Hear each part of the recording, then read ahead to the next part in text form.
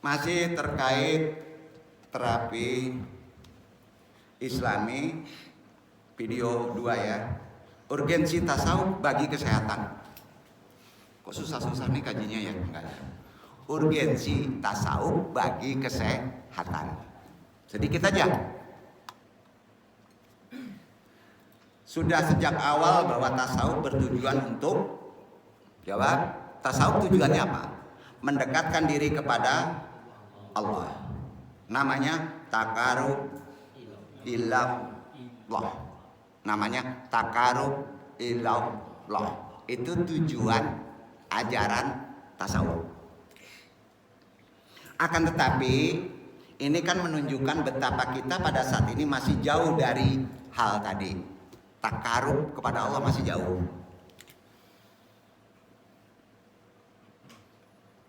Karena kita sekarang hidup di perantauan. Antum hidup di rantau. Alam dunia itu rantau. Betul? Pola berpikir tasawuf begitu. Kalau hidup asli, nggak yakin, mati kita baru asli hidup. Kita hidup di perantauan. Kan betul? Alam dunia jauh dari asal dan tempat kembali kita yang sejati. Tasawuf bukan hanya menyadarkan kita akan keterpisahan dari sumber tempat kembali. Teropong dan kehidupan kita nanti. Kapan waktu teropong? Sehari peneropong yang paling canggih adalah sholat.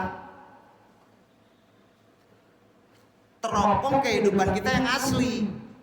Pola berpikir kita harus berbeda. Ya, betul. Berapa kali? 5 kali. Wajib kan?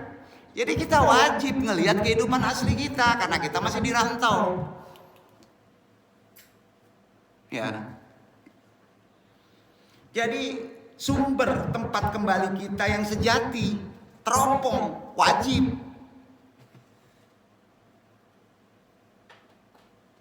Di sini juga sekaligus akan menjelaskan kepada kita dari mana kita berasal, kemana kita akan kembali. Ajaran Islam kan? Dengan demikian tasawuf memberi kita arah dalam hidup ini. Dan ajaran para sufi itu sudah torekotan. Kita jadi paham bahwa manusia itu bukan hanya makhluk fisik, tetapi juga makhluk spiritual. Di samping fisiknya yang memiliki asal-usul spiritualnya pada Rob, dengan menjadari betapa manusia itu juga makhluk spiritual, maka lebih mungkin kita akan bertindak lebih bijak, seimbang dalam memperlakukan amanah diri joir ini. Dengan memperhatikan kesejahteraan, kebersihan, kesehatan, baik fisik maupun jiwa. Itu perintahnya. Bukan punya antum. Ini bukan punya antum. Kolbu bukan punya antum. Badan bukan hanya antum. Ditugaskan bersihkan. Betul kan? Sehatkan. Jangan dulu menyehatkan orang kalau badan antum masih penuh virus, nular. Sampai. Jadi anu ingatkan dulu nih konsep tasawufnya ya. Nanti tarikannya di tasawuf ini amalan. Itulah torekot. Dari torekot ada pengobatan, inabah, ada tahara awal. Betul kan? Dan itu ajaran Islam. Jadi dengan memperhatikan kesejahteraan, amanah kita, atribut tubuh kita, kebersihan, atribut tubuh kita, kesehatan, sehatkan. Itu perintah Allah. Juga termasuk tubuh rohani jiwanya. Apa masalah yang ada di dalam? Siapa yang ada hak di tubuh kita? Ada makhluk lain yang sering membisikkan kejelekan. Gimana amalannya? Itu makrifat badan. Ya. Dalam menjawab problem yang psikologis harus ke situ dulu. Tasawuf mengajarkan tentang hidup bahagia. Paham nggak kalau tasawuf mengajarkan hidup bahagia? Hidup bahagia harus hidup sehat, sepakat? Mensana ir corpore sano. Karena orang yang tidak sehat mungkin, sangat mungkin tidak bahagia. Ya, hidup sehat meliputi fisik dan jiwa. Hak kita memperbaiki perintah Allah. Satu, kita bahas kesehatan fisik secara konsep terapis, tasawuf, terapis, islami. Kesehatan fisik. Kesehatan fisik dalam ajaran tasawuf tergantung pada makanan dan minuman. Itu dulu. Makanan, minuman. Ikuti aturannya. Enggak ketemu antum rumah sakit. Mau? Lah, enggak percaya sudah lah. Ya. Kesehatan fisik, fisik bener ini. Dalam ajaran tasawuf tergantung pada makanan dan minuman. Makanan dan minuman yang dikonsumsi harus betul sehat bin halal. Toyib aja nggak halal, sakit tentu. Nah, makanan dan minuman yang tidak sehat dapat menimbulkan penyakit, jelas. Yang haram dapat mendorong kepada pembentukan karakter yang buruk, jelas. Nah, merupakan cermin pada jiwa yang tidak sehat. Kalau antum dapatkan makanan gak jelas bujuntrungnya, ya sedekah. Ada solusi. Makanan haram bukan hanya babi, maaf. Minuman yang haram, tuak, bukan. Tetapi juga penghasilan yang diperoleh dengan cara haram, maka haram. Walaupun itu halal. Itu Islam. Betul kan? Efeknya banyak ke kesehatan. Lah, seperti hasil curian, korupsi, judi. Zaman sekarang kan sampai ke situ pemahaman kita. Dajjal nongol terus kok. Iya. Selain sehat dan halal, dalam ajaran tasawuf, makanan dianjurkan lebih banyak. Kondisi sekarang, bukan gaya Minang, gak ada daging gak makan. Sayur-sayuran. Proba. Daging, hewani, nabati. Nah, ini fisik.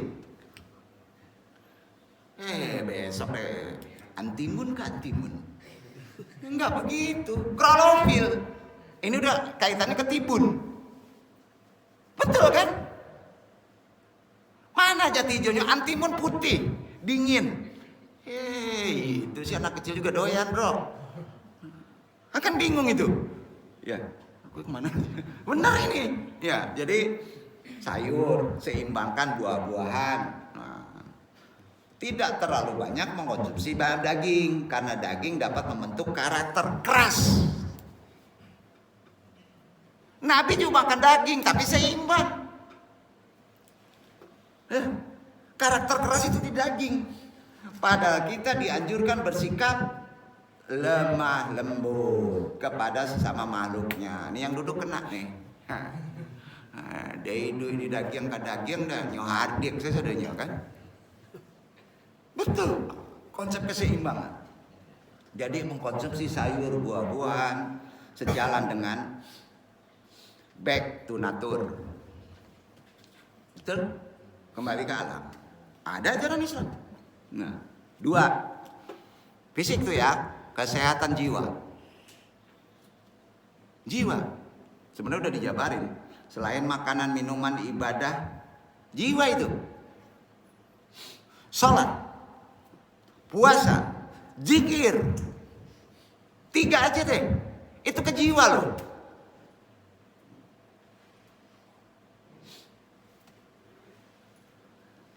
Sangat berpengaruh terhadap kesehatan fisik juga jiwa. Sholat, 2, puasa, 3, zikir. Puasa bukan puasa wajib aja, bro. Kalau jiwa antum galau, puasa Senin Kemis. Kalau ada kehendak, karena ada dosa yang dari luar, dosa dari dalam, nggak tahan puasa. Betul kan? Itu sunnah. Pantas saja mentok skripsi kita, puasanya enggak. Gimana ini? Iya, enggak di sini udah pada selesai kan? Alhamdulillah Pak. Ya. Udah semua selesai di sini.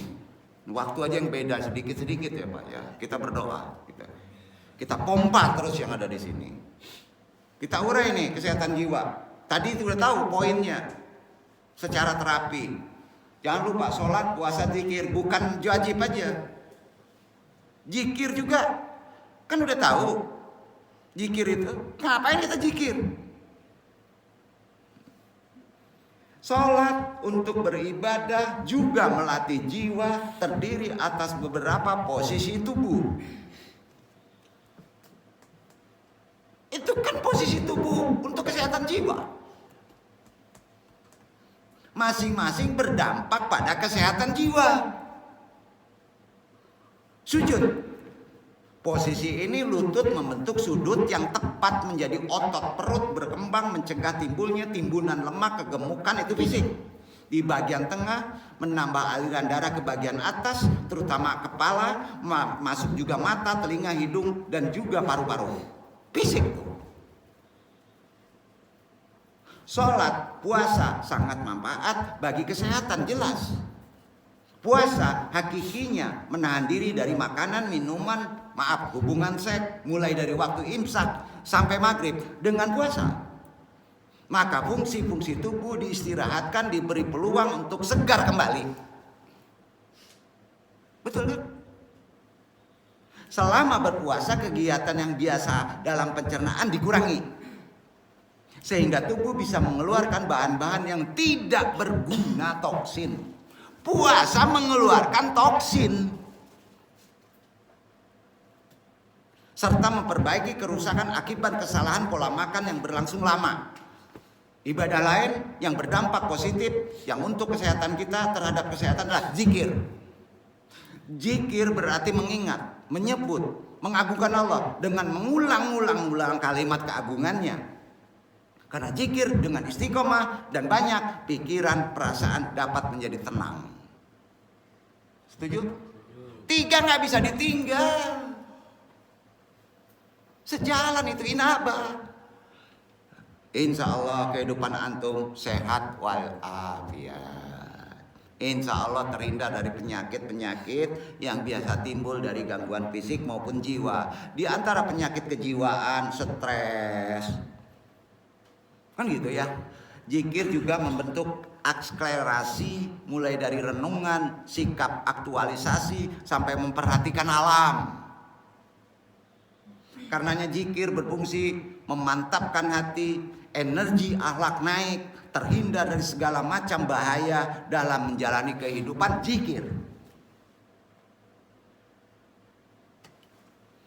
Karenanya yang namanya terapi jiwa, semuanya fungsi tersebut sangat diperlukan oleh manusia kodrat zamannya sekarang ini yang cenderung mengalami kehampaan spiritual kejiwaannya. Sedangkan yang namanya tasawuf, disiplin ilmu tentunya harus dipelajari teoritisnya dahulu yang usul ilmunya. Tasawuf itu tumbuh dari pengalaman spiritualitas para ahlul zikir, ulama-ulama dulu. Muhasabah, kalwat, maka timbul ilmu tasawuf yang mengacu pada moralitas yang bersumber dari nilai ajaran Islam yang amalannya harus melalui jalan torekoti. Torekot, tasawuf amalannya torekoti dengan berbagai macam alirannya, tentunya yang mutabaroh, artinya diakui secara tuntunan syariat. Jadi pada prinsipnya tasawuf bermakna moral dan semangat Islam karena seluruh ajaran Islam dari berbagai aspeknya adalah prinsip moral. Udah naik ke moral nih, tadi mental. Nah, itu sebabnya ajaran tasawuf di zaman sekarang ini harus dibumikan antum. Bukan malah disesatkan. Karena ajaran dan amalan, jalan torekotannya mengandung terapi membina manusia agar mempunyai mental yang utuh dan tangguh. Mentalnya harus utuh, harus tangguh. Sebab di dalam ajaran yang menjadi sasaran utamanya adalah manusia dengan segala tingkah lakunya. Karena itu ilmu tasawuf mengajarkan bagaimana rekayasa agar manusia dapat menjadi insan yang berbudi, beradab secara islami. Dan ini bukan hanya diteorikan, tapi jalani, ditorekotkan atau dijalani amalannya sebagai makhluk sosial maupun sebagai hamba dalam hubungannya dengan Rabb-nya Al-Khaliq, pencipta alam semesta. Maka dari itu disiplin ilmu tasawuf, khususnya tasawuf terapi dan torekotannya dan amalannya sangat penting dalam mengatasi problema psikologis yang terjadi di era modern ini. Bumi kan? Nah, ini bukan kaji cocok logi. Tidak. Tasawuf jelas keilmuannya menawarkan agar manusia modern kembali inabah. Kembali kepada Allah kan inabah. Iya. Pada yang sejati sebagai fitrah. Fitrah kita sebagai manusia sejak lahir sudah dibekali nilai rohani. Jangan ditutupi. Nilai spiritual dengan memperhatikan kesejahteraan, kebersihan, kesehatan jiwa secara runut yang dijelaskan tadi. Karena itu penyakit mental dalam perspektif tasawuf tadi lebih cenderung ke umum, tapi sudah ada amalan di atas. Dalam Sahih Muslim dari sahabat Jabir bin Abdullah, Rasulullah bersabda, langsung aja artinya, setiap penyakit ada obatnya. Jika obat tersebut benar, maka penyakit tersebut akan sembuh dengan izin Allah. Sepakat? Itu dasar dalilnya. Dalam Musnad Imam Ahmad dari sahabat Usama ibnu Syuraik, Rasulullah bersabda, sesungguhnya Allah tidak menurunkan sebuah penyakit, melainkan Ia menurunkan obatnya. Ada di antara hamba-hambanya yang mengetahui obat tersebut, dan ada juga yang tidak mengetahuinya. Dalam redaksi lain ditambahkan hadis tadi sahih, kecuali satu jenis penyakit. Ada yang tahu? Yang tidak ada obatnya. Tua. Mati. Jadi di sini kalau berobat takut mati salah. Nggak ada hubungannya. Duduk nggak? Mati nggak ada obatnya. Ke dokter juga nggak bisa. Syarat mati kapan saja. Mati berdasarkan kebiasaan antum. Hadis. Apa sih kebiasaan antum? Main game, mati antum. Waktu main game. Suul kok. Tima. Udah deh, gampang-gampang aja gajinya.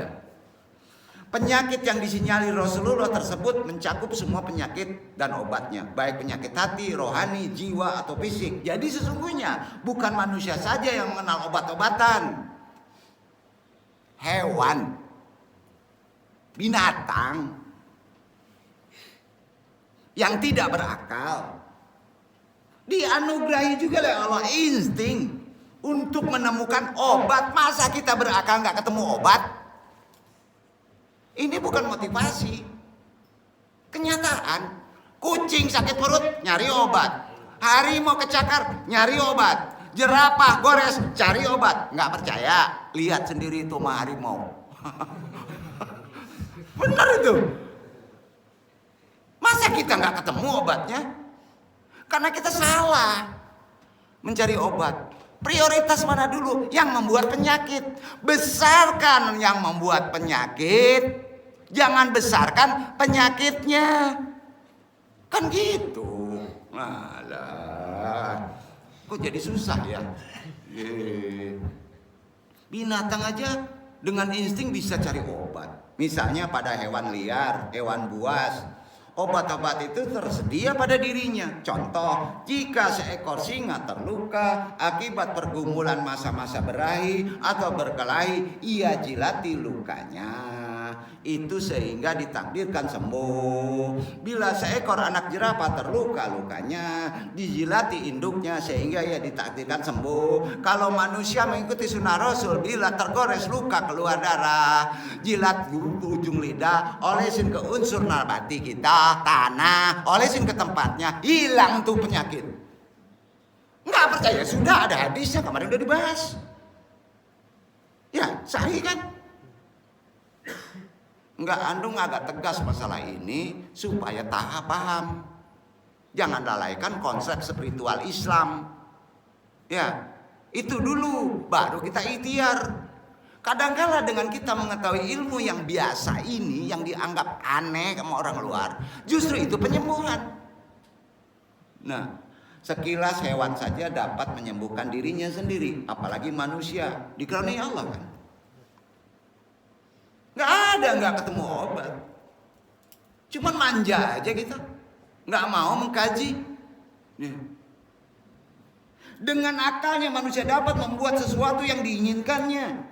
Akal yang mana? Dalam melengkapi kebutuhan sehari-harinya. Dengan akalnya seharusnya lebih pintar daripada tawon. Iya. Ketergantungan manusia dalam mengandalkan akalnya, itu yang salah.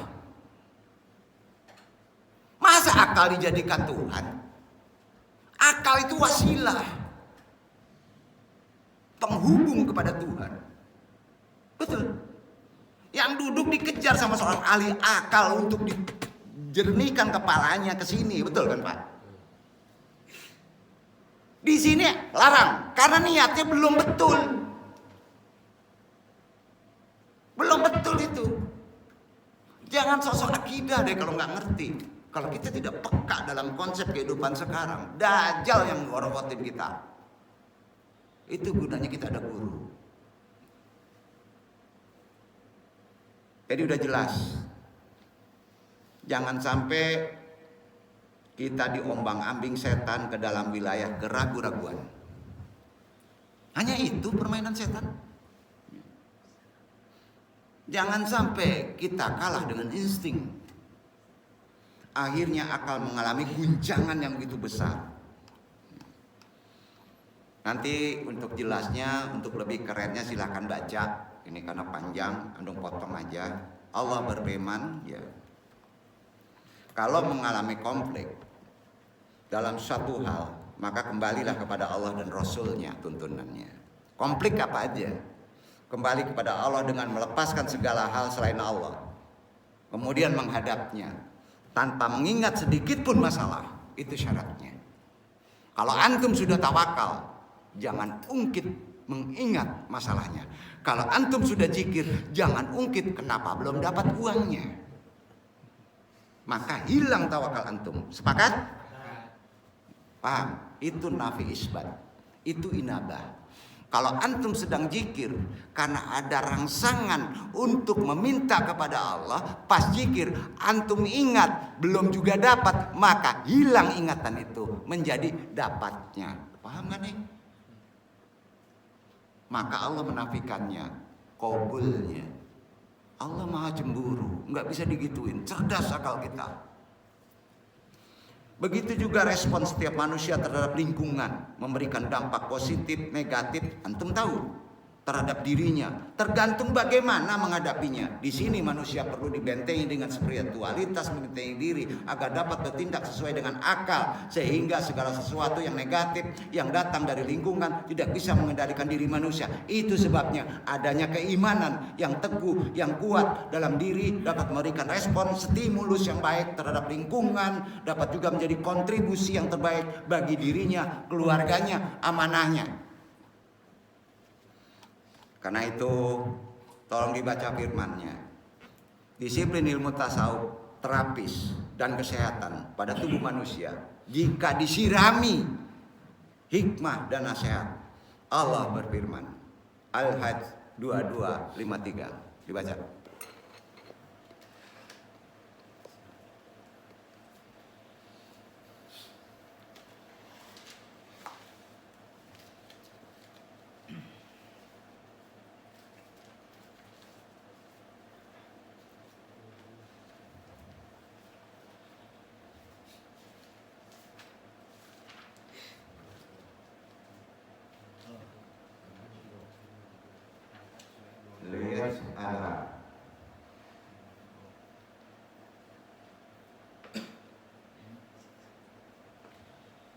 ليجعل ما يلقي الشيطان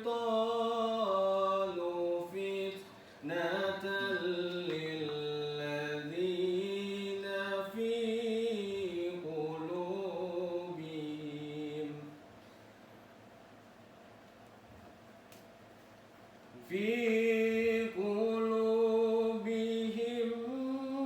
مرض والقاسية قلوبهم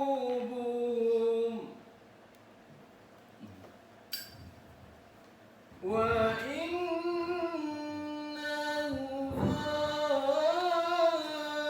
الظالمين لفي شقاق بعيد.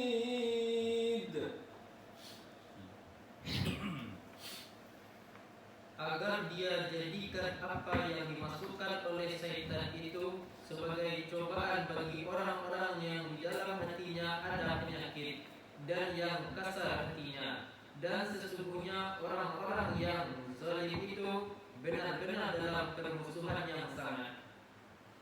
Jangan sampai hati antum membatu. Sulit. Tingkatan di sana jangan sampai hati antum bisa mati. Karena yang bisa mati dalam keadaan hidup adalah qalbu.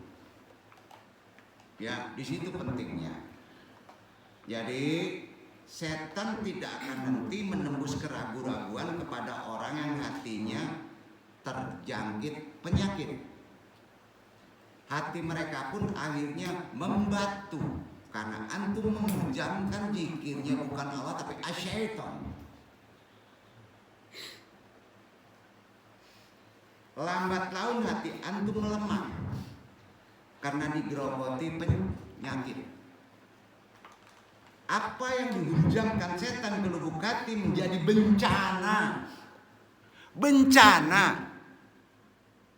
Akibatnya hati mengeras. Setelah itu mati hati itu. Itulah bencana tertinggi di alam kehidupan. Mengeras, mematahkan keimanan. Hunjamkan lagi dengan zikir jahat la ilaha illallah. Ulang-ulang. Hunjamkan dengan jahat. Bukan bid'ah. Hunjamkan zikir dengan jahat. Jangan sampai melemah. Lemah, hunjamkan lagi. Mengeras, hunjamkan lagi. Sekeras-kerasnya, hunjamkan Allah. Itulah terapi inabah. Dalam titik puncak, kembali tobat hanya kepada Allah. Mudah-mudahan paham sampai sini Iwan semuanya. Itu baru tahap awal. Tapi sudah ada amalan inabah secara matsurat korelasi Al-Quran. Banyak maaf apabila itu hidayah. Wassalamualaikum warahmatullahi wabarakatuh.